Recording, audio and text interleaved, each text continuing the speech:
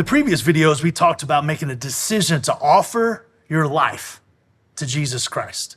And then we went on to talk about what it looked like to have living sacrifice. And we said that it takes discipline to have these living sacrifices of Bible study, prayer, worship, and fellowship. But the rest of that Romans 12:1, it says that we also need to live our life holy and pleasing to God. That's our spiritual act of worship.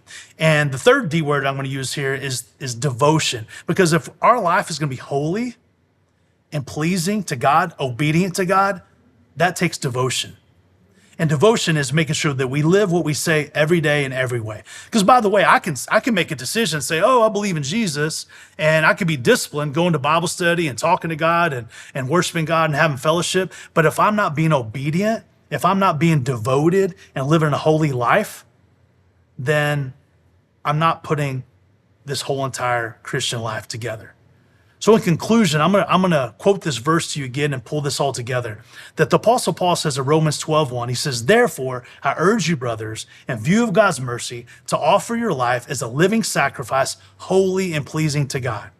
And how do you do that? You do that by making a decision to believe in Jesus Christ. You do that by having these living sacrifices of Bible study, prayer, worship, and fellowship. And you do that by being devoted, living a holy life, and living out what you say every day in every way.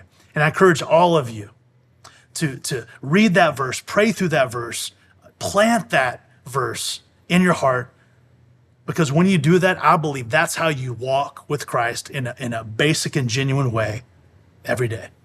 So in review, I really believe that Romans 12:1 is basic Christianity. When Paul says, therefore, I urge you, brothers, in view of God's mercy, to offer your bodies as living sacrifice, holy and pleasing to God, he's encouraging you to make a decision, be disciplined in that decision, and be devoted to live that decision out every day in every way.